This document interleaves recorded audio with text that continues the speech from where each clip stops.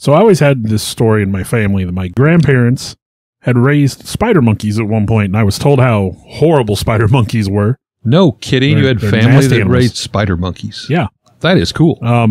And, you know, when you have an animal that's supposed to be a wild animal and you raise it as a domesticated animal, there's always risks. Absolutely. We talked about your Bengal cats. Yeah. Mm-hmm. Well, some people decide it's a good idea to raise chimpanzees, say. Mm-hmm. Or you see apes in movies. Or Indeed. you even hear about zoo escapes. I mean, you couldn't get away from Harambe a few years ago. It was everywhere you turn. My kids almost made sort of a pseudo-religion out of Harambe. My son had to go to the Cleveland Zoo just so he could see the enclosure where Harambe died. So, when family pets go wild and they do horrible things, that's pretty scary. But when it's a chimpanzee or a gorilla or orangutan or something like that, you're talking about a primate whose strength is factors higher than a human being. Much. Was it a chimpanzee is like 3 to 5? 5 times. 5 times stronger than a normal human. Of course, gorillas are just, beefcakes solid on muscle. top of that. And apparently, I didn't realize this, but orangutans are pretty dangerous as well. So I think today we have found a collection of what I call scary primate attacks. And we're going to talk about some of these are, raised as part of a family and just one day went mad. Some of them are zoo escapees. I've got a pretty lengthy story about an orangutan that was a film star back in the days of the silent film. And apparently you just can't direct an ape that well. Tonight, scary primate attacks. Join us if you dare. From a child born into this world, we are taught what to believe. Closed-minded we become, fearful to be deceived. Still we desire to know what lies beyond that locked door. The art of the storyteller, conjuring tales of legend and lore. History hidden, lost knowledge, things forgotten and the unknown. These are the things that direct us and will set the tone. Welcome, friends, to another episode of Nightmares on the Lost Highway.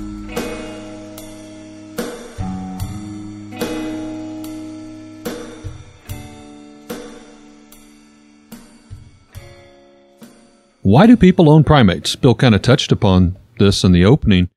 We would expect it to be in zoos, animal preservation societies. They're going to have wild animals such as apes, chimps, and, monkeys in general. But then, of course, we have circuses that travel all over with, elephants and lions and monkeys. Oh, my.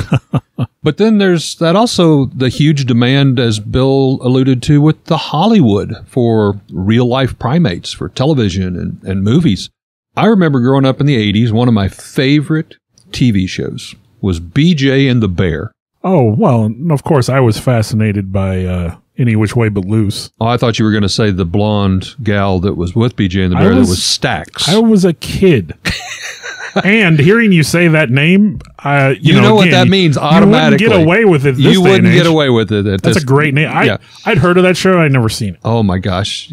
Basically, over-the-road trucker and his side mate riding up front was this fully dressed and bib overall chimpanzee. I have to assume it was at least inspired by Any Which Way But Loose. I don't know. I'm not really not sure. Of course, Any Which Way But Loose had Clint Eastwood and his orangutan sidekick, Clyde. Yes, Clyde. Right turn, Clyde, schmack. But, before that, there was even the spider monkeys back in the day of the Little Rascals. I mean, we're going back, obviously, way before our time, but watching reruns and stuff, they had a little pet spider monkey on the Little Rascals for at least one season or so. So, what happens to these poor animal actors when they get older? Well, often Hollywood no longer needs them, and especially back in that day and age, it's gotten better today. We're not still where we need to be, but often they sell them off cheap to the highest bidder. Yeah. Before these laws were written to protect these creatures, many circuses literally, I found newspaper articles, they would release them into the wild. And you wonder why we see strange animals in places they don't belong.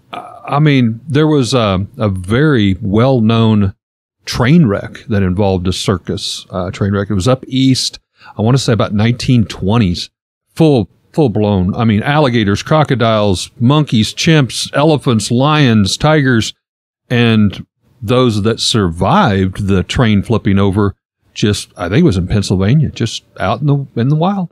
So I do want to, before we get too much deeper tonight, I want to say we are going to talk about some pretty graphic content with, with some of these stories. So if that bothers you, or you're a little weak at the stomach, consider this. You're warned. It may not be for the faint of heart. I have to be honest. Some of the pictures that I saw in my research made me uncomfortable. Gruesome. They're pretty bad. Gruesome. And again, like I said, a lot of times these things, laws used to be a lot different about owning exotic pets back in the day. And I mean, some of the things we're going to talk about tonight are the reasons some of those laws exist now, because you can't keep an animal with that kind of strength and not know. It's like, okay, people talk about pit bulls, and I don't want to anger the pit bull crowd, but when you hear about a pit bull attack and they say, well, he was just the sweetest dog in the world until, well, imagine something with the intelligence of a child and the strength of like 5 grown men, and he was just the sweetest thing in the world until he pulled somebody's head off, or until he ripped an arm out of a socket. And let me add there, because I have bred, like the Bengal cats and different things, a lot of it does have to do with how they were raised.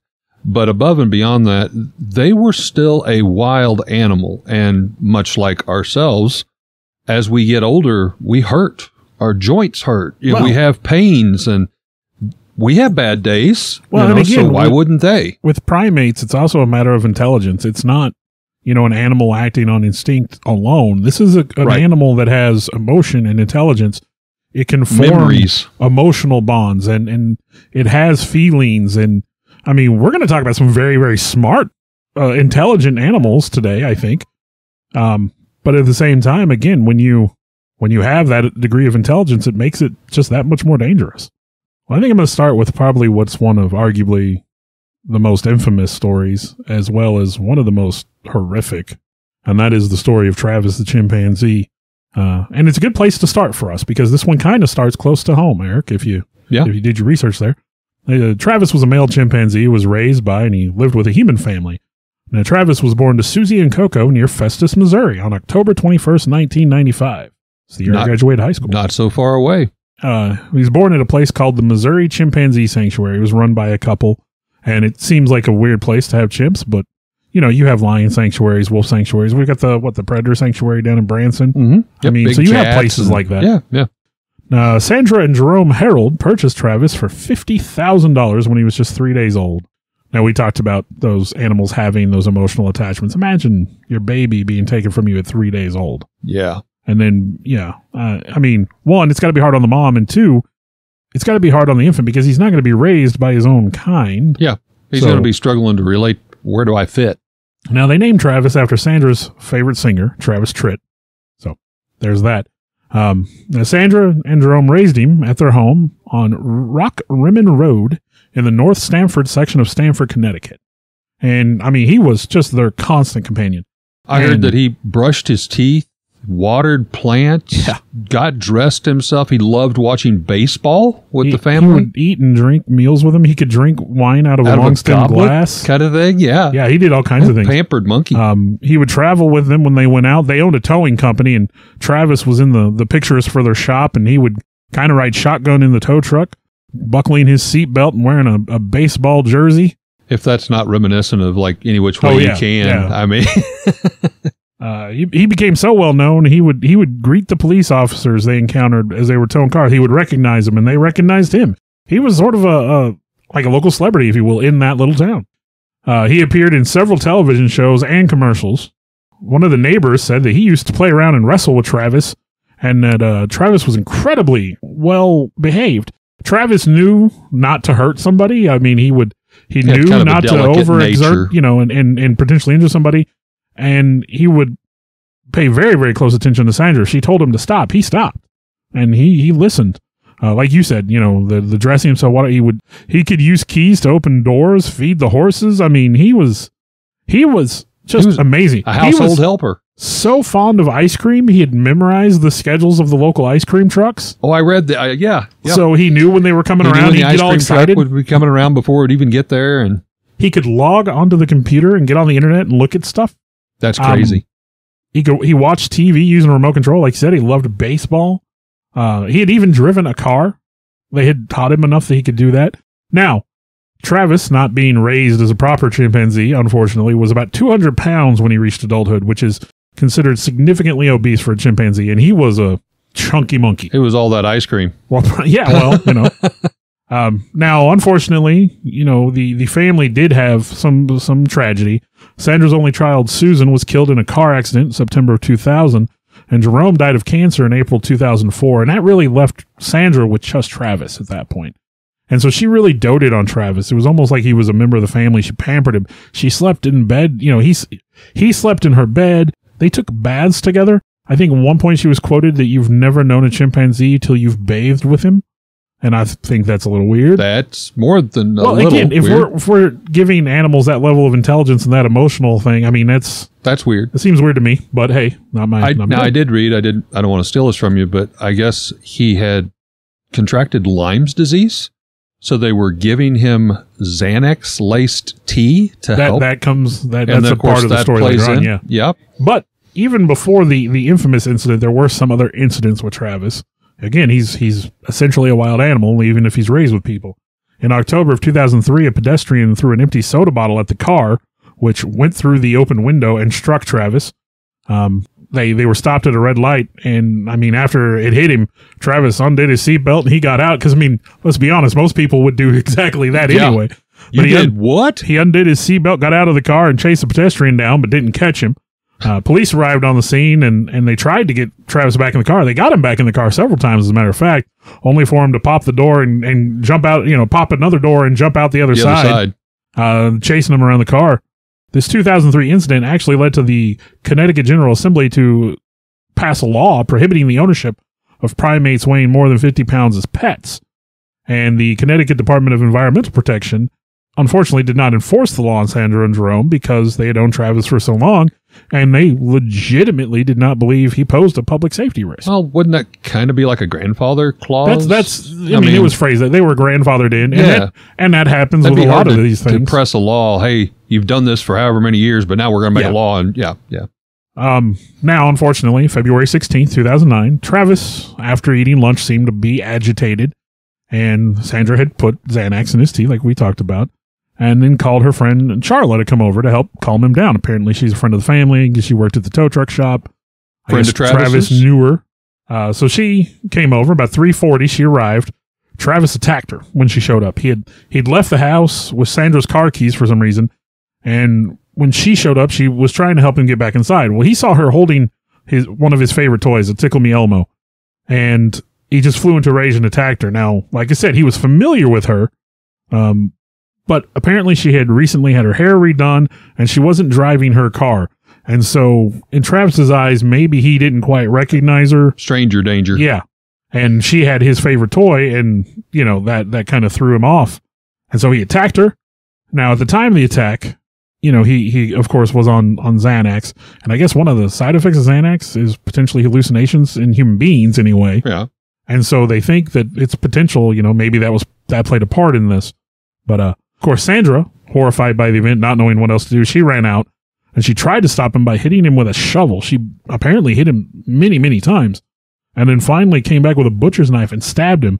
In her words, for me to do something like that, put a knife in him, was like putting one in myself. And she said later on that he turned around and looked at her with a look on his face. It was just like, Mom, what did you do? Why did you do this to me? So now, I want to interject here. I listened to her on 911. I wouldn't have been able. I didn't do that. Oh, I know you my do gosh. videos, and I do more reading. So she was screaming to the officer on the other end of the 911 call, my child. Now, again, the person on the 911 call is not going to know what's going on. My child is attacking my best friend. So I'm sure they're thinking, I got some bratty little kid that's, raising a ruckus. And then she goes, he's tearing her face off. And at that point, you could tell something kind of. Well, they thought it was a hoax. They said later they thought it was a hoax until she said that specifically. Yeah. And that was kind of that's what kind of motivated And them. she was, obviously very distraught, screaming, crying while she was trying to communicate. And there was some language issues, barriers, but when you said that she had to go get a knife and stab him, to her, again, as you said, she'd already lost husband, she'd lost everything. She essentially is stabbing her child. And this is the only person, from her emotional standpoint. Yeah. Well, after she stabbed him, that's she believed her friend was dead at that point. Yeah. And that's when she rushed to the car, locked herself inside, and called 911. And like you said, Travis, you can hear his monkey screech in the background. Oh, he's beating on the car and everything, when the cops arrive, and So when EMTs and got there, they just hunkered down in the ambulance and waited for police to arrive. When police got there, Travis immediately headed for the police car and tried to open the locked passenger door, smashed the side view mirror, and then went around to the driver's side, which wasn't locked, and opened it. Of course, that at that point, Officer Frank Shafari, who was the officer on the scene, had no other choice, and he shot Travis 4 times with his service weapon. And he later had to go for counseling for PTSD for the whole ordeal. Well, Travis retreated to the house where he was found dead next to his cage, which, they think he was probably just trying to go somewhere where he felt safe, at the end there. Paramedics on the scene just described Charla's injuries as horrendous. As a matter of fact, they did not know, they could not identify the gender of the victim at that point in time.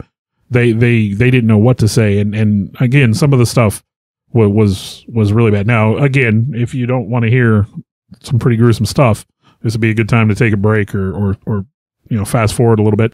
Within the following 72 hours, Charla underwent more than 7 hours of surgery on her face and hands by a team of 4 surgeons. Those surgeons got hospital-provided counseling because of their experience and what they saw and what they dealt with putting her back together. Travis had broken nearly all the bones in her face, had torn away her eyelids, her nose, her jaw, her lips, and most of her scalp, had rendered her blind, and fully removed one of her hands and most of the other. Doctors removed Travis's hair and teeth that were embedded in her bones. Wow. They were able to reattach her jaw, but they announced later that she would be blind for the rest of her life. Her injuries made her a candidate for experimental face transplant surgery, and after initial treatment at Stanford, she was transferred to the Cleveland Clinic. I believe that she had to get both hands transplanted from a donor, but unfortunately that procedure did not successfully take. I guess there was an infection, and so she lost both hands again. And again, her wounds were horrific. I think she finally went live, and this sounded like within maybe 3 or 4 months of the incident, on Oprah Winfrey. Yeah. And actually revealed for the first time to the public after these surgeries. I don't mean this to sound probably the way it'll sound, but she didn't even look human. No, it's even with the corrective surgery. It was and all very that, graphic. it's bad. Very graphic. Shortly after the attack, a woman who had lived in the same area as Sandra came forward and said that in 1996, Travis had bitten her hand and tried to pull her into a vehicle as she greeted him. Now, she claimed that she complained to Sandra, Jerome, the Stanford police, and the Connecticut State Police, who stated they had no such record of any complaint. In March 2009, Charla's family attorney filed a $50 million lawsuit against Sandra. On May 6, a Stanford judge froze her assets valued at $10 million. So I guess that's the kind of money you have to own an ape. Well, they paid $50,000 for 3 days old. Another potential defendant was the DEP, the city of Stanford, and the veterinarian who prescribed the Xanax. And the defense claimed that Travis had no violent behavior before the attack, that the 1996 attack was an act of provocation, and that he had no teeth, which I don't understand where that came from. Well, you said they found teeth and hair so I don't embedded know. in the bones. Maybe he was too young at that time. That would have been, if they bought him in 95, that was 96. Yeah, maybe he lost, maybe apes lose their teeth like people do. Teeth, I don't know. And they denied the 1998 attack even occurred.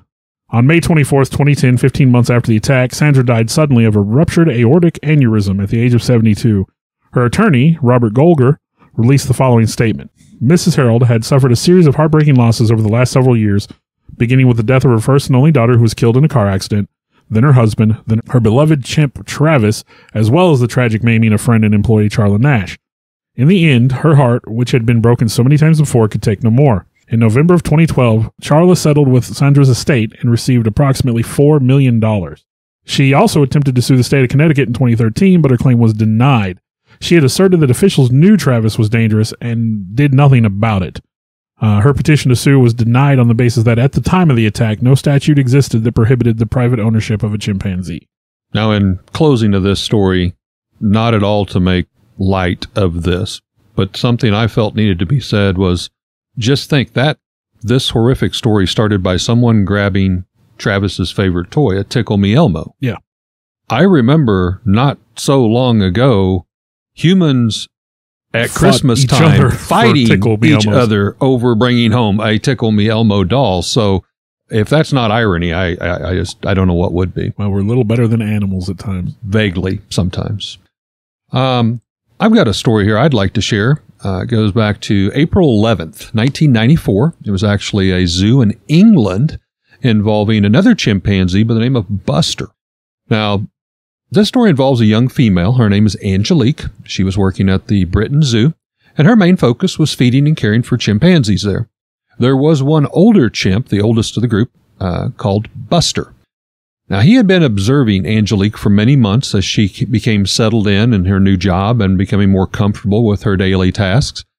Said never once did any of them act violent or anything, but Buster, being the elder, just kind of sat back and observed more, was really, taking in, because she was new to the facility. Well, they typically have like a tribal structure, and you have that elder male who's kind of the patriarch, and they don't usually get too involved, but they watch. They watch closely, much like the gorillas and stuff. But anyhow, they had these well-designed cages where they would bring the chimps in from their outside enclosure, and where they would each individually be fed on a metal tray. And these cages, again, were well constructed, but they had a slot big enough to slide a tray with food on it underneath the front door, basically for easy access. They felt that was obviously safer by not having to open the door and, the chimpanzee possibly escaping.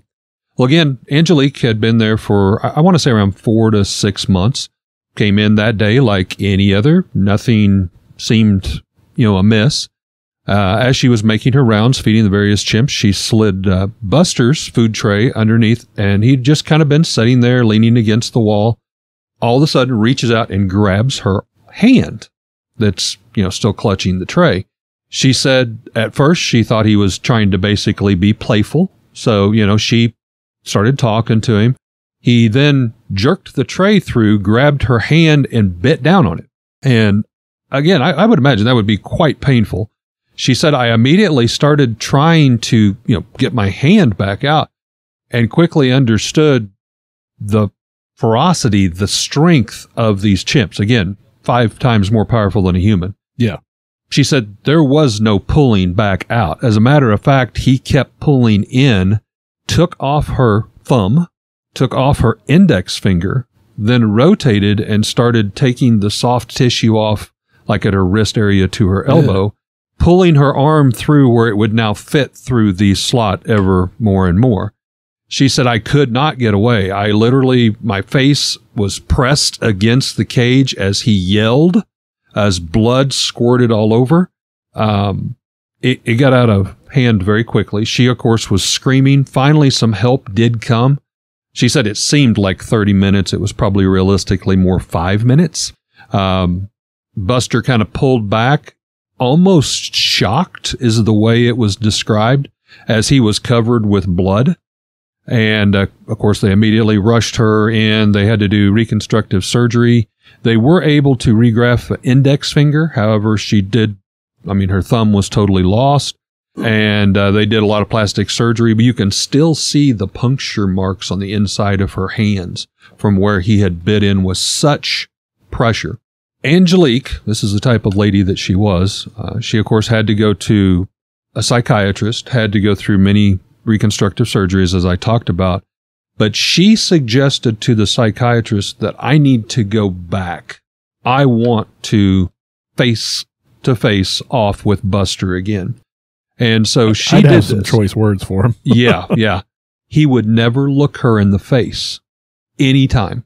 She said, I don't know if it was he knew he had done bad, if he was regretful. Maybe he was at first playing, and then when the blood started, it kind of launched him into this cataclysmic creature. But she said, I visited him. She actually continued to work there for months before it was just too much. And she finally, she still works with chimps, but not in that kind of facility. Never once would he ever lay eye to eye with her again. He'd always lower his head almost like in submissive. Well, Bokito was a male western gorilla, and I'm going to butcher this name, in Diergaard Blijdorp. I've got a few stories that I'm going to put your names into. Zoo in Rotterdam, the Netherlands. Now, he was born in, here's another name that I can mess up, Zoologister Garten, Berlin, Germany. I don't speak German, I'm sorry. He was abandoned by his mother at birth and raised by human attendants. So people, thought they had something of an attachment, I guess. In mid-2004, Bokito escaped from his enclosure and climbed its almost 10-foot wall and was loose. He was escorted back to his enclosure without further incident. Sometime after that, he was transferred to the Diergaard Blijdorp Zoo. He was transferred in August of 2005 to avoid the risk of inbreeding. Now, on May 18th, 2007, this is when the incident happens, of course, Bokito responded to children throwing rocks at him, which kids are terrible. Yes, they are. Not all kids. My kids are great. I'm sure your kids are great.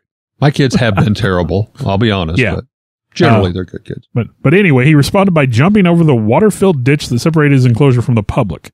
Now, for some reason, at that point, he violently attacked a woman. And I say for some reason. We'll get into that.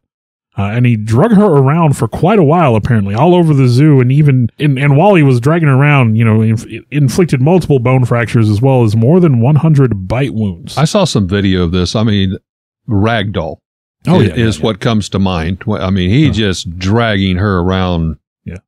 He then entered a nearby restaurant, which, of course, caused panic amongst the visitors. And during this interaction, 3 more people were injured as a result of the panic. Now, Bokito was eventually tranquilized and placed back in his cage. The woman who was attacked had apparently been a regular visitor to the great ape enclosure. They said she visited an average of 4 times per week. Wow. She had a habit of touching the glass of the enclosure while making eye contact with Bokito and smiling at him. Now, in gorillas, eye contact is pretty much discouraged. Yeah. You don't do that. That's a challenge. They interpret it as a challenge or an aggressive display. You're challenging them for dominance, and apparently he was the big guy on campus in his particular enclosure. And zoo employees had previously warned her against this multiple times. Her husband even testified to that. They told everyone that she had been told not to do that. But she continued, claiming to have a special bond with him, that when she laughed, he would laugh, and, ha ha ha. Again, he was the dominant male of his gorilla group, and he fathered 10 offspring with multiple females in his time and died on April 4th, 2023 at the age of 27. 27 years old. So. Well, I've got 2 kind of short stories I'm going to roll together. One, the first one took place in December of 2021 in India. And this is where I will start to butcher several names. But this particular story I thought was an interesting one. It gives us a little bit more of an insight to just how similar monkeys and primates can be to at least some humans. This is a short story of revenge.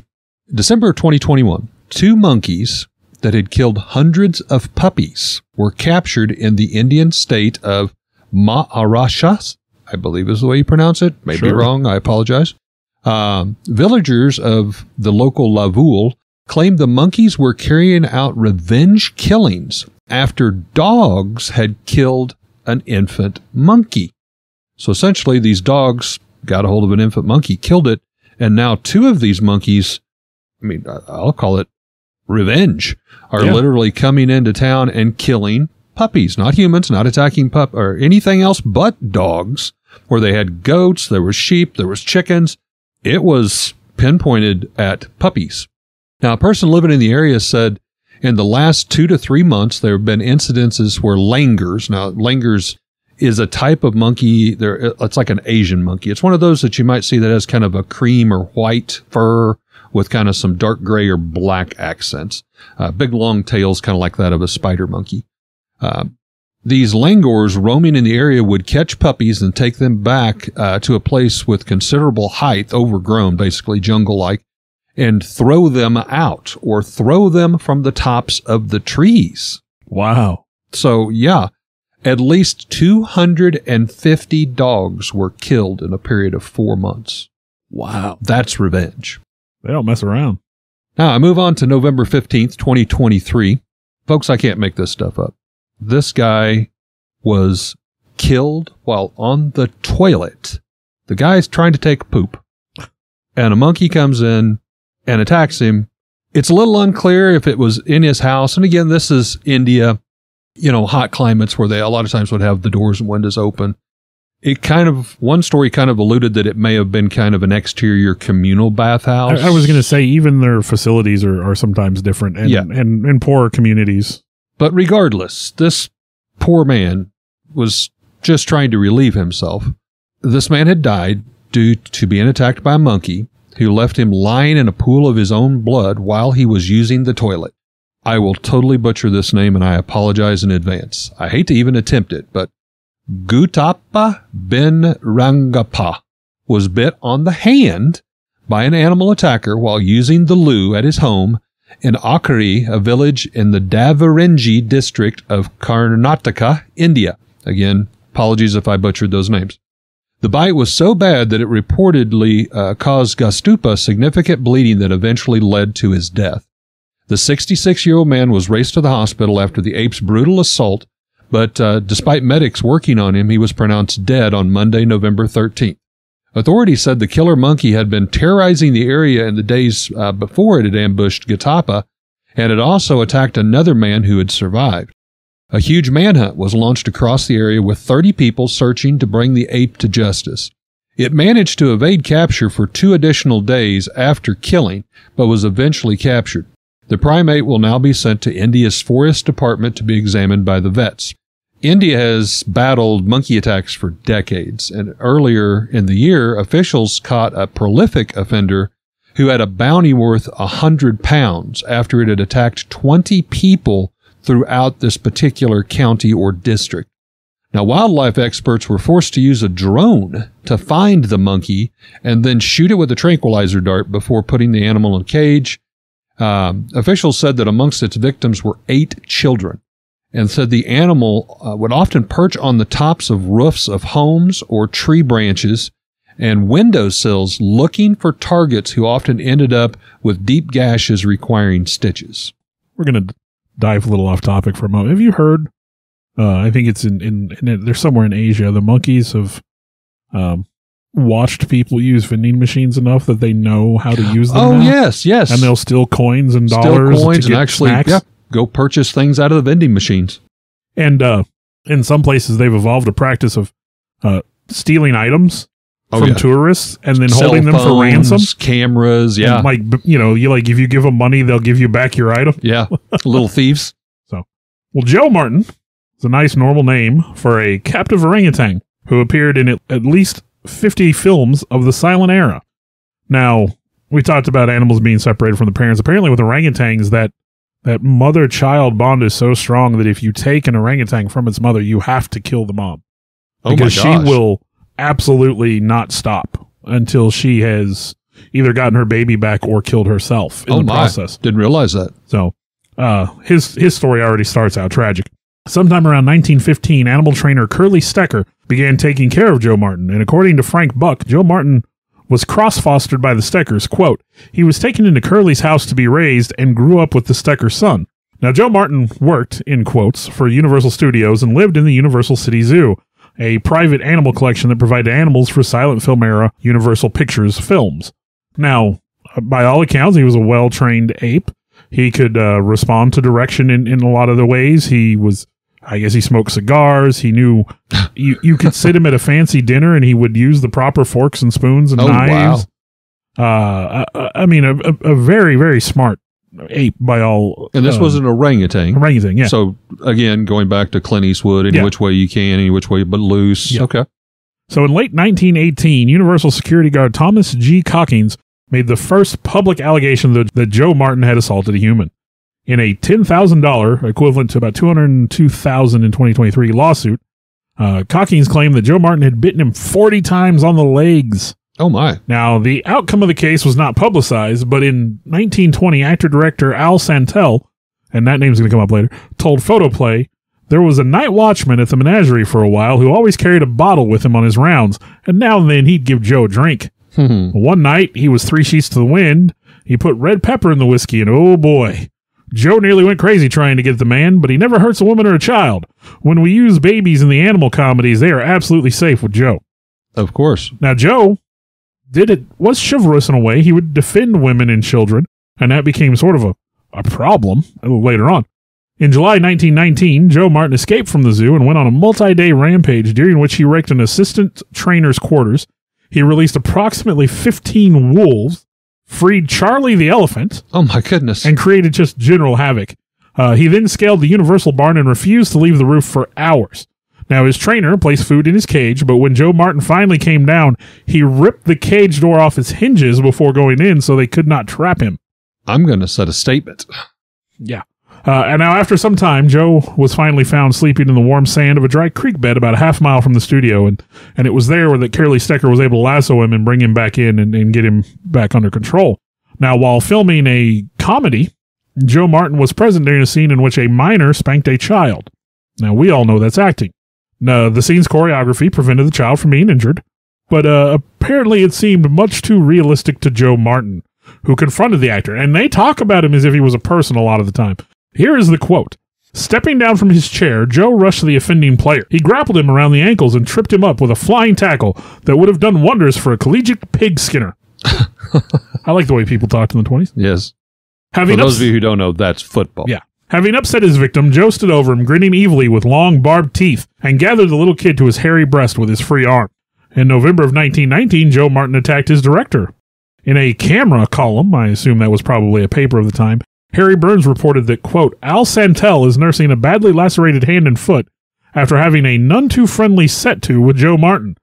As reported in 1920, Al Santel, I guess, berated Joe about slamming a door too hard and breaking the set. Again, hearing you talk about this, and I know you said they almost acted like he's a person. If you're reading this news article, it's Joe Martin. It's not a orangutan. No. It's not Joe the orangutan. It's Joe Martin. Yep. Well, after being yelled at by the director, Joe grabbed him by the ankle, took him over, and rolled him down the stairs. Goodness gracious. According to one newspaper report, in his fall, Santel suffered a badly wrenched arm, a cut on the cheek, a sprained leg, and numerous bruises. Joe Martin assured the director that it was merely a disciplinary measure and that there was no malice behind the act. They talk about him like a person. Wow. He may have attacked Santel a second time. In a 1972 interview, Santel said, when a chimpanzee bites you, and he says chimpanzee, I mean, we know Joe was orangutan. But when a chimpanzee bites you, he doesn't just give you one quick bite. He clamps his teeth in, gets set, and then puts pressure on. And I could feel each tooth in my leg. With the stories and research I was doing, it was, you had mentioned pit bulls earlier. I think it is more of that type of a bite mechanism. Yeah, it's not a chomp, chomp, chomp. It's a clamp. Yeah. And I've clamped down and I ain't moving. Well, in that particular incident, it took two men, Curly and Carl Stecker, to get Joe off of Al there. Now, Joe was lent out to co-star in an adventure film, Tarzan movie, and while doing publicity for the film, Gene Poller reported that Joe Martin had attacked him on set. Quote, we were jumping from bough to bough. I made a leap, and as my weight released it, a bough snapped back and hit Joe, standing ready to follow me in the face. Oh! He thought I had done it on purpose, and the first thing I knew, he was after me, and on my back, ready for fight. It took some effort to pull him off, and it took triple the amount of effort and all the pastry in my lunchbox to put him in friendly humor with me again. Bribery gets like you everywhere. In a December 1920 article, Martin was said to have displayed chivalrous instincts while filming a scene in which his character was meant to assist the villain in stealing from the heroine. Joe Martin entered the situation to find the villain looming over her. Quote, Joe seized the villain with his long, powerful arms and pulled his legs from under him. The villain fell to the floor with a startled cry for help, and Stecker had to explain to the trained orangutan that the threatening attitude was all in the picture. June 1921, Joe may have bitten Ethel Leona Stecker, the wife of Curly Stecker, while shooting a monkey bellhop. I love that movie title. And had his canines removed or filed down because of this. Now, according to a newspaper report, after being startled or confused, or maybe hit with a telephone thrown by Curly Stecker, or maybe all three, Joe Martin bit into Ethel Stecker's ankle down to the bone. Now, of course, the law at the time, consequences for an animal bite, was that animal was supposed to be put down, but Ethel pleaded for Joe's life. I brought him from a baby. I couldn't bear to part with him. Joe Martin's second reported assault on a woman took place while he was on loan to another studio. He apparently threw a coconut at actress Dorothy Phillips's head and laughed about it. Now, in November of 1921, Curly Stecker was removed as head of the Universal City Zoo. That's where, Joe was living. In spring of 1922, the San Francisco Call reported that Joe Martin's film career was nearing an end, as, quote, "Some think Joe is incurably insane. When Joe showed signs of melancholy over Stecker's absence, a little monkey was placed in his cage in hopes that the companionship would stop his brooding. Joe beat the monkey to death against the bars." Joe Martin also attacked 3 substitute trainers during Stecker's absence, and Stecker eventually had to return after several months. And when Stecker re-entered Joe Martin's cage for the first time, Joe Martin threw his hairy arms around Stecker's neck and kissed him. Hey, you mentioned, they bought him this little monkey, basically. Tragically, did not go well. Yeah.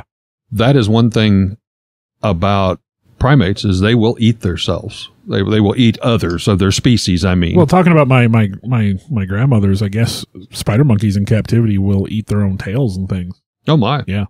Now, during another film in 1922, there was another altercation where Joe Martin was playing the sidekick of Barbara Lamar's character, and he did not react well when Lamar had scenes with her human male co-stars.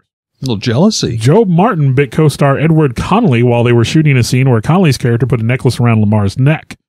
A different account claims that Joe Martin was irritated at being refused a tumbler of water that Connolly was drinking, and that he almost knocked over Lamar to get to Connolly. A report stated that Stecker told Connolly not to give Joe Martin the water, and Joe waited until Stecker's back was turned to leap on Connolly.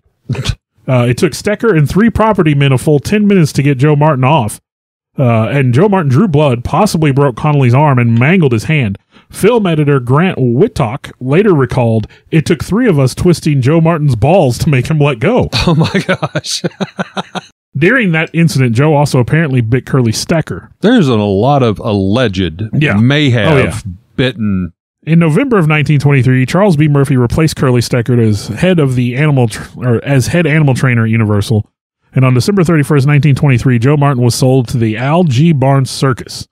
It was reported that the sale was necessary because Joe Martin had, quote, "developed temperament and temper, a sudden savage sullenness which made him dangerous to any human actor to work with." From then on, Joe Martin spent time in various circuses and zoos. There is one story from this time where he went on a rampage, and apparently there was a professional boxer in his path who engaged in throwing fists with Joe and just leveled him. And after taking a round of punches from the boxer, Joe just kind of slunk off and went back to his cage. Wow. So, by all accounts, Joe passed away sometime not too long after that. I guess the average lifespan of a captive orangutan is like 15 years or something. They don't live very long. Huh. So interesting. Well, I have one last story I want to relay, and it's 1995. Again, forewarning, this gets a bit gruesome. It was an infant that was killed in Uganda. Deep in the heart of Ecuador, truly a dark tale of nonfiction comes to the surface in the early 2000s. We learned there is an animal more like us humans than most may realize, and just how sinister some of them can think, not unlike some humans. We've talked a little bit about this tonight already. You see, the chimpanzees are one of the only other species besides us humans that hunt for meat and can hunt for sport, not necessarily just for food. And anything that is smaller than them is simply an easy fall victim. With primates, sometimes even a much larger species can be taken down due to their extreme strength. As we had mentioned, a single chimp has the strength advantage of 5 grown human adults. Now, for this one particular story, it takes place, as I said, in Uganda, a very large area of trees and fields and tea plantations. It lies in between the Congo and Kenya. Now, in this area, it's home to some 26 million people, which is increasing all the time, and about 1,000 chimpanzees who roam wild there. These are 2 competing species, both essentially wanting the same resources. In the westernmost part of the region, with the highest increase of human population taking this massive jump, it has offset that delicate balance. In return, over the past 15 years, there have been 7 documented attacks on small children. These are the reports that are actually filed, most unfortunately resulting in deaths. However, it is speculated that this number could easily be doubled, if not tripled. In return to this, a group of teachers who had set up some schools for teaching the young had decided it might be a good idea to add some education and some instruction to the young children in how to act if they did encounter one of these wild chimps. And more so, as these encounters were reported to the children, they were a bit surprised at the candidness and answer of the Ugandan children and what they knew of chimps.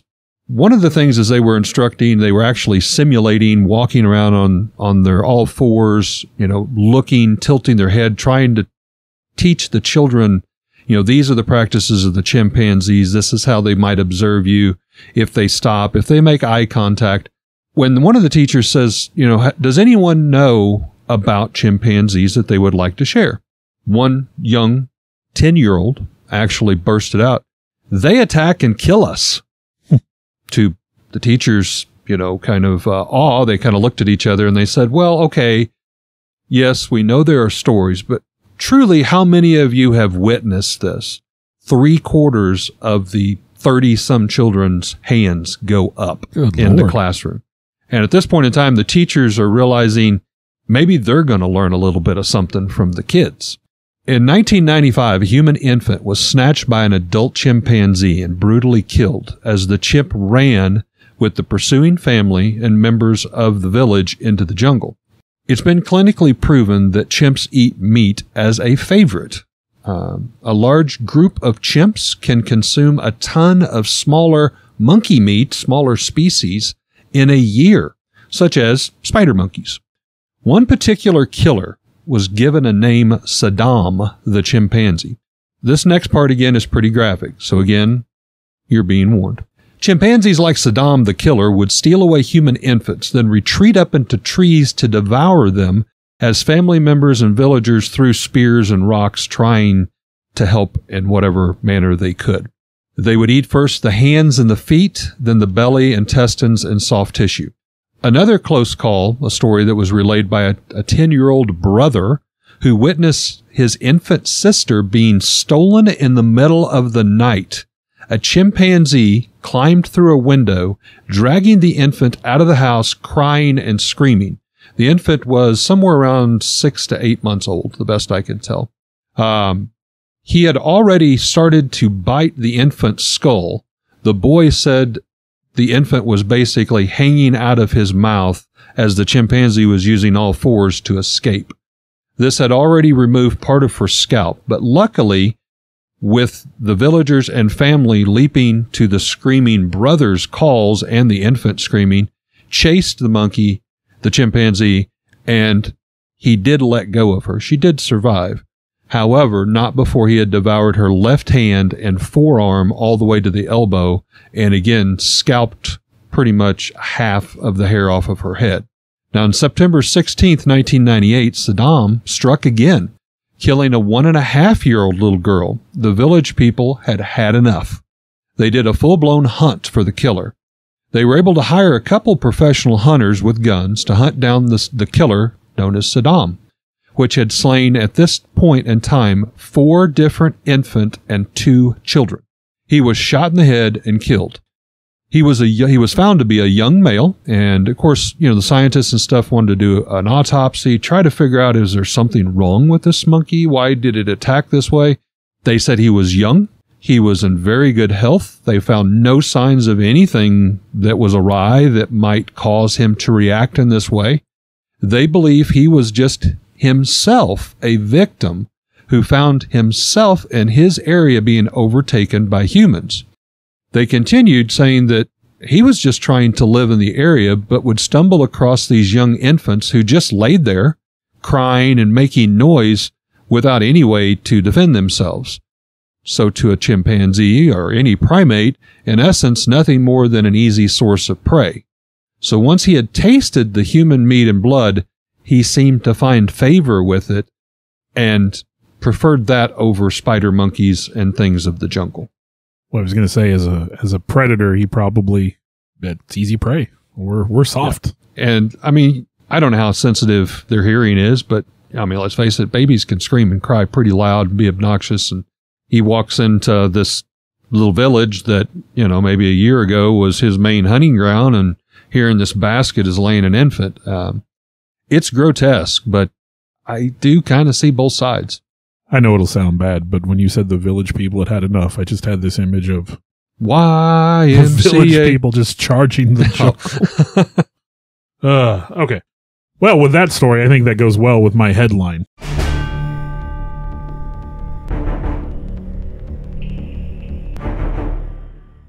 From thehill.com by Christian Spencer, dated July 23rd, 2021. Chimpanzees killing gorillas in unprecedented attacks, scientists report. In unusual behavior, chimpanzees are killing gorillas in unprovoked attacks. Rare encounters that are, frankly, leaving scientists stumped. For the first time, scientists observed 2 lethal encounters between the species in the Longo National Park in Gabon, and they documented their findings in the journal Nature. The first incident happened in December 2019 when more than 24 chimpanzees attacked 5 gorillas. The fight left behind an infant gorilla who wasn't able to survive. Laura M. Southern, the study's author, said, "At first we only noticed screams of chimpanzees and thought we were observing a typical encounter between individuals of neighboring chimpanzee communities. But then we heard chest beats, a display characteristic for gorillas, and realized that the chimpanzees had encountered a group of 5 gorillas." Another attack happened in February 2019, according to researchers, which also resulted in the death of an infant gorilla. This time the infant was almost entirely consumed by one adult chimpanzee female. The Osnabrück University and the Max Planck Institute for Evolutionary Anthropology researchers from Germany said the 2 species are typically not violent toward each other, despite sometimes being territorial and aggressive. However, most of the fights that go on are between their own kind. Simone Pica, a cognitive biologist, said, quote, "Interactions between chimpanzees and gorillas have so far been considered as relatively relaxed. We have regularly observed both species interacting peacefully in foraging trees. Our colleagues from Congo even witnessed playful interactions between the 2 great ape species. Researchers say they need to conduct more studies to determine why these fights occurred. Some hypothesize the behavior could stem from competition for food or the decline in the rainforest productivity due to climate change. Tobias Deschner, primatologist, said in a statement, "Our observations provide the first evidence that the presence of chimpanzees can have a lethal impact on gorillas. We now want to investigate the factors triggering those surprising aggressive interactions." So they don't mess around, man. Wow. Well, my headline, equally as disturbing, possibly more so than some of the stories we've shared with the audience tonight, I found online on a site called Big Think. It was dated September 30th, 2023. Now, Bill, I got to ask, what would be worse than savage attacks or scary stories of primates attacking humans? I mean, there's a lot of things that could be worse, but I don't know. What about crossbreeding human to primate intentionally, like Planet of the Apes, full-blown? I've heard of stuff like that. Yeah. The story of hybrid crosses. There's a lot of human hybrids, and people are mostly okay with them. We mix tigers and lions to get ligers, bisons and cows to get beefalos, camels and llamas to get commas, and then very common mules, a mix of horses and donkeys, have been used as working animals in agricultural and transportation for millennia. So in the early 20th century, when naturalists suggested the idea of a human-chimpanzee hybrid, they were surprised with just how ferocious the media and public outrage was against it. I can't imagine why. Religion and the USSR on this experimentation. From 1910, Ivanov became fixated on the idea of a human-ape hybrid. He argued that hybrids would be stronger, more intelligent, more resistant to disease than either humans or animals. This guy's never seen a Planet of the Apes movie. Yeah, right. It was Ivanov who saw the potential for these super warriors. But Ivanov was wily. He knew that this alone would not get him the funding he needed. So he branded his study very uniquely and carefully. Vladimir Lenin, Lenin Trotsky, and their new USSR government were not only pro-communism, but also aggressively anti-religious. They hated everything Christian. So Ivanov branded his research as a win for the atheistic humanism against the church. If humans could make human-animal hybrids, they would be gods who could control their own evolution. Eden would be a trifle when set against the brilliance of the Soviet laboratories. Moscow loved it. And so with $10,000, a substantial amount in 1911. Yeah, I mean, yeah. Because I raised an eyebrow. I'm like, $10,000. I saw you, but it was 1911, so we're going way back there, way before Planet of the Apes. Oh, okay. But yeah. $10,000 grant and a travel permit, Ivanov was set forth to Africa. How do we make a humanzee? Well, Ivanov's plan was simple. Head over to the French Guiana area, grab some apes, pay a local woman to get on board. Oh. Yeah. He's going to do it the old-fashioned way. But there was one big problem. That's awful. Yeah. Ivanov hadn't considered the social factors at play. West African folklore at that time featured stories of women being carried away by apes and raped. Now, these women were ostracized by their communities. So in a place where your community meant life or death, no woman would sign up, no matter how much Ivanov offered. His second plan was to get men from his team who were kept anonymous, but listed as being of proven fertility to donate sperm. Oh, that went better than I expected it to. Yeah. I had a preconceived notion of where you were going. This is a weird story, folks. To donate the sperm. Now, Ivanov would then inseminate all the female chimpanzees that they could find. The problem with this, though, is that chimps are hard to find, harder to catch, and even harder to keep. Despite this, he found 13 chimpanzees and set about his artificial insemination experiment. After several months, there were no viable pregnancies. That's like God trying to tell you back off. I was going to say, that's a blessing in disguise. Yeah. There was no humanzee gestation at all. By now, Ivanov was desperate. Not only did he have a theory he wanted to prove, but he had been gifted this $10,000 from a very friendly government, we'll say, to spend and invest, and they expected returns. So he changed his tactics.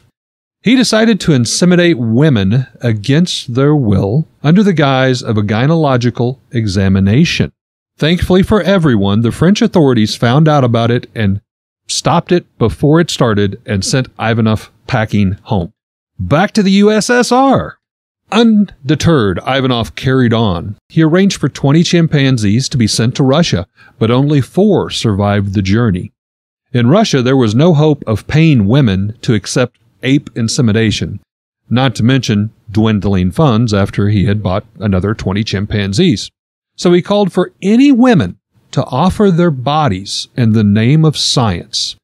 There was only one respondent, a volunteer whom we know only as G. G wrote Ivanov. This is her exact quotes.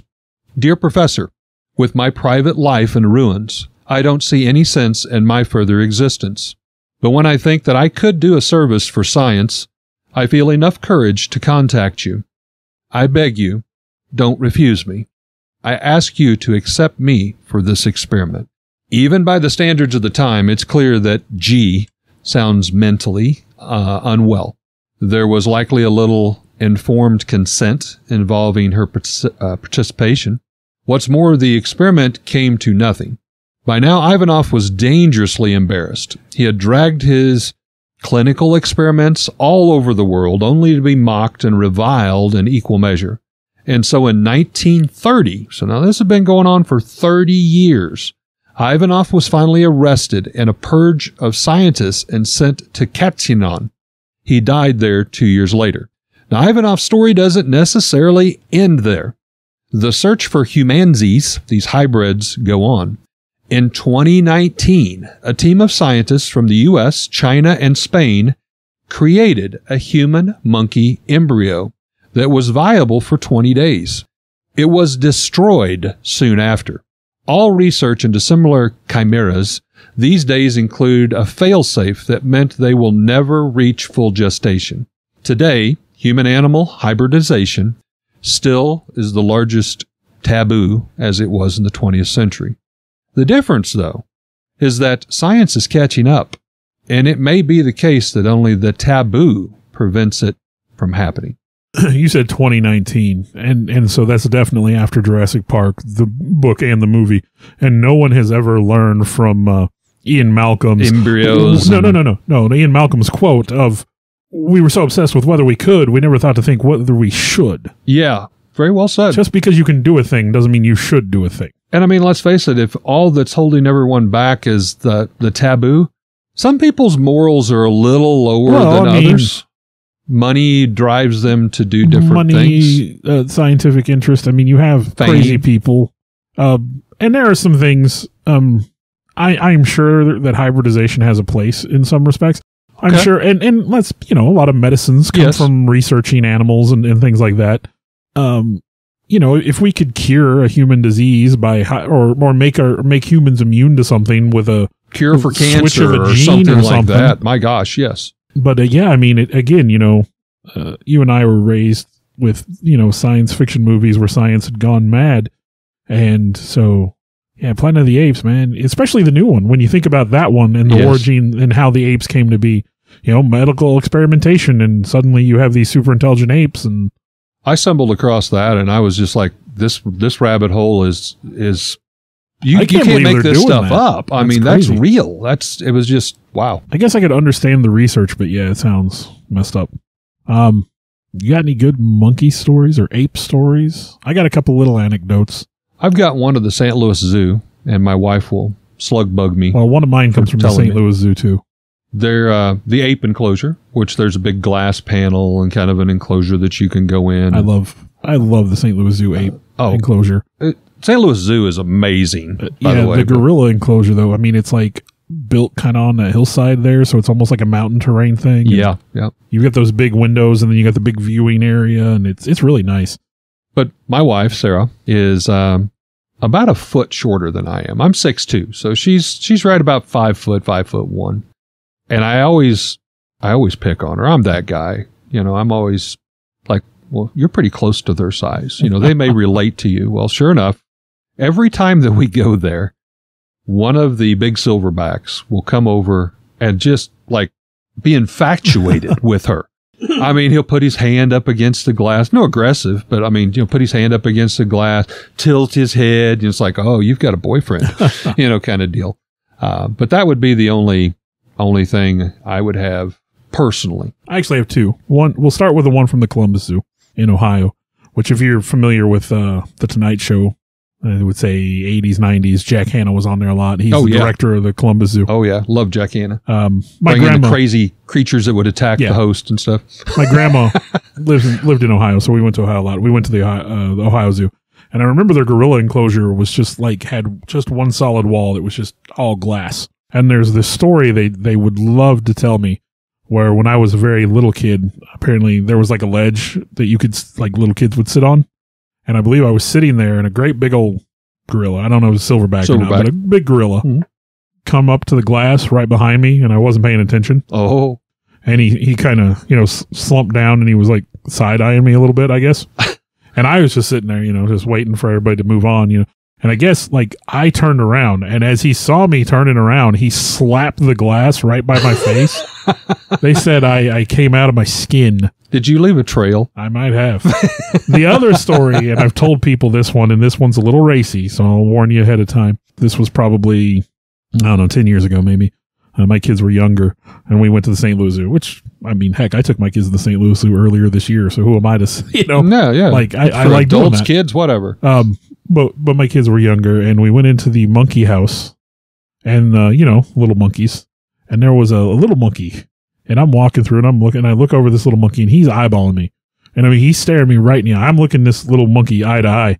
Bill's like, I can take you. Well, this monkey was taking himself, if you know what I mean. Oh. I mean, just making solid eye contact. Little just porno going movie. to town. And I'm just like, I really wish you'd quit looking at me, monkey. And I would look away. Is that like ultimate flattery or? I don't know. I would look away, and every time I'd look back, he'd just be looking at me. I was very uncomfortable with this monkey. I don't blame you.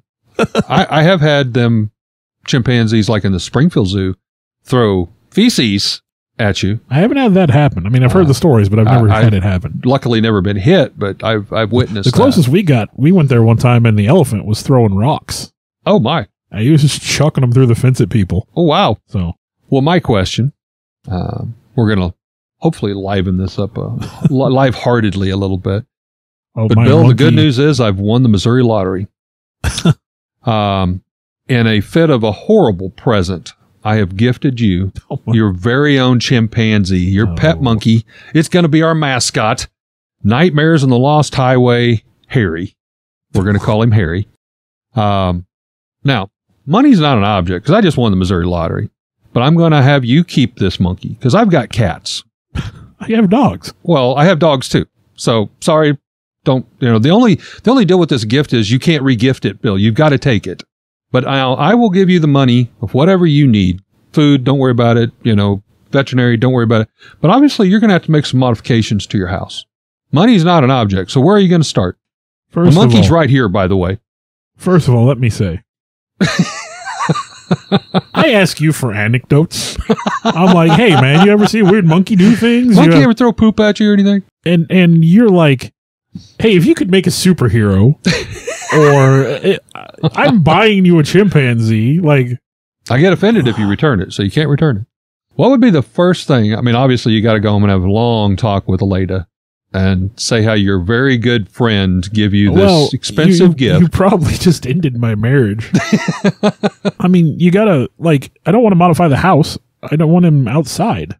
You don't want him outside? I want him outside. Okay, you want him outside. I would have to have a reinforced enclosure thing built in my whole backyard would just have to be drop a cage over it. Okay. Because, I got some pretty good sized trees and stuff back there. And so we're talking, 30 foot, 50 foot? Pretty Pretty good size enclosure? 50 by, I mean, I would just have to be my whole backyard. Okay. So, I mean, it's pretty good. I'll write you a check. I'm no problem. on a quarter acre or whatever. But yeah, I mean, that would be the first thing. And then I definitely need some kind of top notch security system. You got a monkey, you don't want people trespassing. Or you got a chimpanzee. But so, yeah, what the? Write you a check for some security cameras, some high-tech locks, push buttons, kind of. And better life insurance. Apparently chimpanzees kill people. And one of your family has to feed the monkey. Oh, my middle son would be all about that. Okay. All right. He would volunteer for that role. Okay. All right. Well, again, money's no object, so we'll make this happen. I don't want Harry staying up here, so Harry's going to be going to live with you. Congratulations. So the flip side of that is, how do you answer that question? Because you're like, I don't want him, and I'm not allowed to get what? That's a weird question. That's a very That's a weird strange question. one-sided question. I guess I'm going to twist mine a little bit. I think I've told this story before. We used to breed and show rare heritage rabbits. And yeah, that's a thing. You actually show them like you do at a dog show or anything.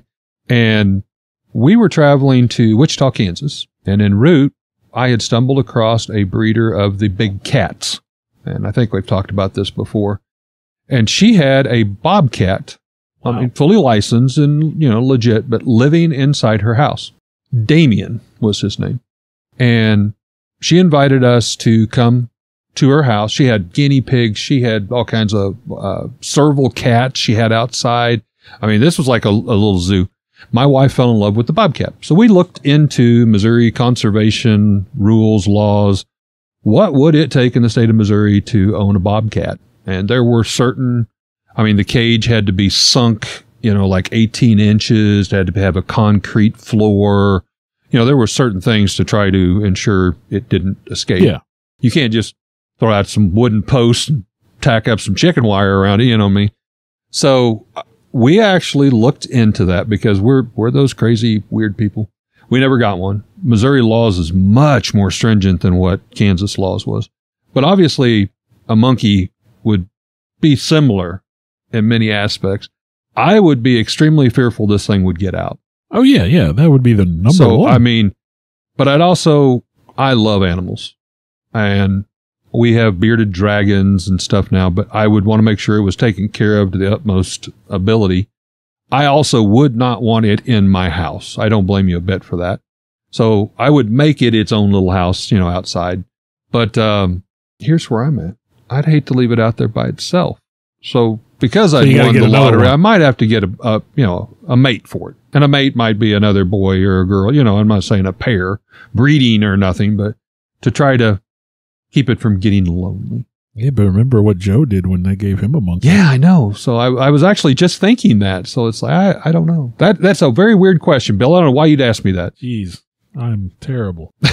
Well, we hope that you've enjoyed, learnt, been cautioned, maybe taken a little of all those effects in tonight's story. Be careful if you bring a chimpanzee into your home. And be careful if someone wins the lottery. Orangutans can take direction, but only so good. Thanks for listening, y'all. We appreciate each and every one of you. Hey, real quick, call to action. I think Eric would agree. We'd like to grow this. Nightmares on the Lost Highway. Absolutely. If you could, if you're listening on Apple, if you would go and give us a review and rate us. If you have some feedback, that's fine too. Whatever platform you're listening, follow us, rate us, give us some reviews. That helps get some recognition and gets our name out there. We do have a Facebook page, Nightmares on the Lost Highway. You can easily find us if you want to communicate with us, if you want to share some possibilities for future podcasts with us. Reach out. We want to talk with you guys.